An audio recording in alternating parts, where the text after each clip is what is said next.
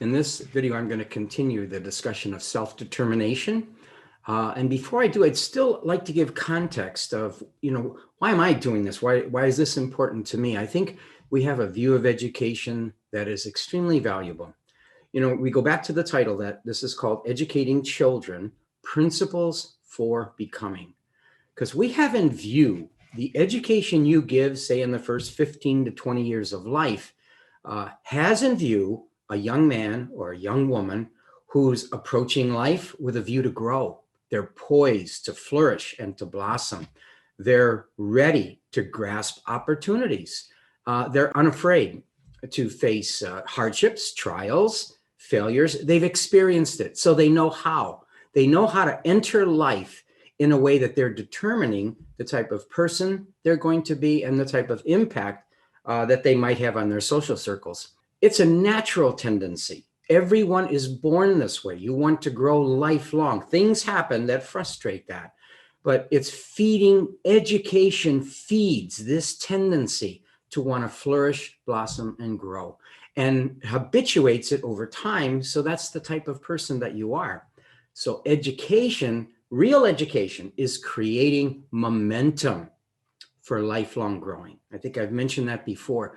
We're giving children the experiences and the attitudes and the habits and the skills that this becomes the way they live their life. It's lifelong, and we're putting things that will allow that to be sustained. These are habits. Now, I think a very important thing to know, having these characteristics of setting goals and grasping opportunities and facing challenges and working hard, these are all learnable habits.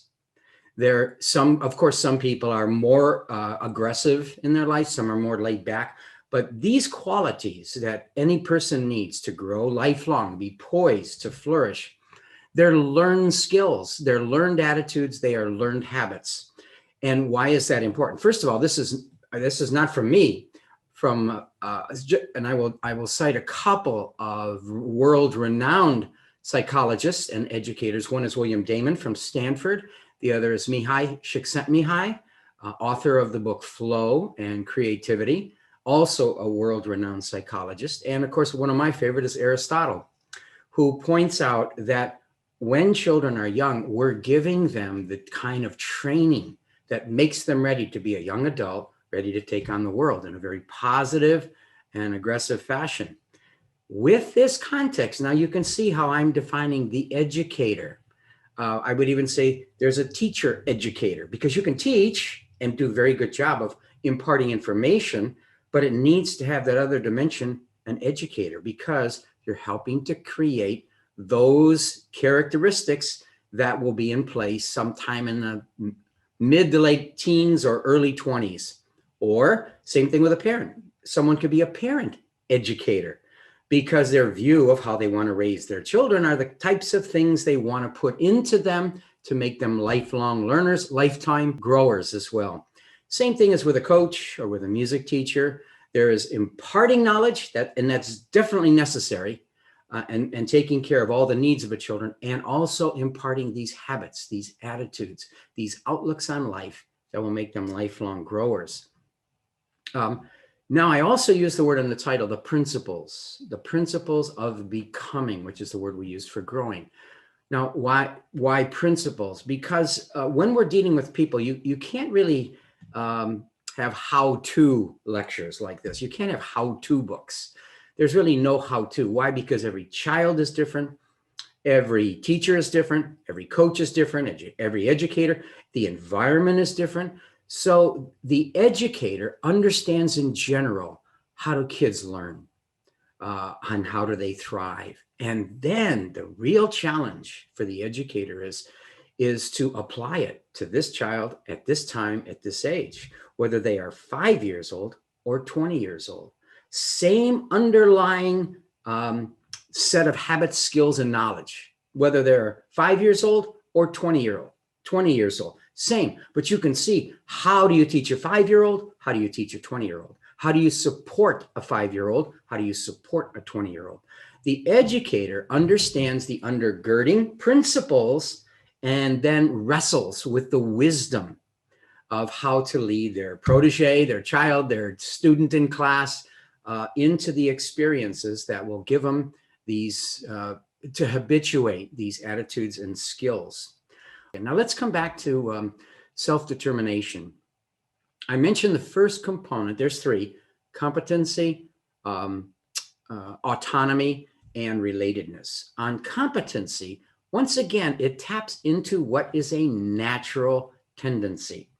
Everyone, every child, they want to be able to do stuff, to get good at stuff, to improve. It's just normal. It's just natural. I love watching some of those, the 3-year-olds and the 4-year-olds in the school, because if you try to teach them something, they just push you out of the way. I do it. I do it. Just, I don't need you. I do it. Because that's that natural tendency. I want to both prove to myself and prove to others I can do this. That's competency. And of course, we know things happen that children and young adults, they could lose that drive, or at least that tendency gets muted. But it's there. It's quite natural. And so we want to feed that sense of, I did it. I like to call this the competency, the I did it. I got it. I got it. I love seeing that with my students. That's the most gratifying thing that a teacher can have, is to see their kids say, I got it, I got it, because it's fulfilling that natural tendency. Now, there's three, maybe 3.5 components to this competency. And number one is we help children learn how to be goal-oriented, which focuses them. Now, that doesn't mean that's all they do. They have all kinds of other interests in their life, but they're goal-oriented. They want to, you work with them, the educator works with them to have a goal, maybe a few goals. Again, what type of goals? Depends. If they're 5, if they're 15, very different. But it's driven. So you are not reactive to life. You're learning to be proactive to life. And as the children mature, they can take on more sophisticated goals, goals that take longer to achieve. There takes a greater amount of effort, but it begins with coaching goal setting. And that comes with communication between the educator and the child. Secondly is to establish realistic goals. In other words, they're goals with just enough effort. There's got to be some effort. They're going to be achievable. You set up goals that are way beyond where a child is at. It frustrates them. You're actually going to work counter to wanting to create this momentum toward thriving and growing. So the goals have to be set in a way that they're achievable. Now, but that brings up the next point. Any kind of goal in this cycle of achievement, this cycle of success, it's got to require some degree of hard work. There's got to be some effort involved. There's no such thing ever in life that you can make another step of growth without putting the effort, the time, the energy in. And again, what does that look like with a 5-year-old? Well, not that much energy and a lot of support from the teacher or the parents. Oh, we can do this. Oh, and maybe sometimes I find myself with younger children, I do 80% of the work. They do 20%, but we still get to the end. And of course, that comes to the third piece of this competency, is the acknowledgement, both from the child and from the educator. I did it. I did it. I did it. And it's interesting, the recognition that's essential, that you cannot just tell a child, oh, that was a good job. Oh, you did so well. That does nothing. They have to recognize, I had a goal, I worked at it, and I got it. Now, the support, especially verbal. I think there's a lot of research that questions the value of material rewards when you get something, but the verbal reward from someone they respect. Wow, you worked so hard and you got it. I'm so proud of you. That's the cycle. Now, then what happens? That cycle of achievement, that cycle of success needs to go on again and again and again on a very small scale with young children, and to an ever more increasing demanding scale, higher goals, harder work, and richer satisfaction of a goal that is met. At Birchwood School, where I teach, we call that the success cycle. But it works no matter where, at school or at home or on a coaching field or in a music department, it doesn't matter. There is this goal setting coached by the educator. There is the learning of hard work and perseverance and sticking to something. And then there's the achievement. I got it. I got it. And it establishes momentum. You know, sometimes I like to build momentum when I'm working with kids even more. When they achieve, and I teach math, so when they achieve math, I'll say, whoa, that's fantastic. I'm so proud of you. We better stop here because the next thing we have to do is really hard. And I don't think you're ready for that. You should see their enthusiasm.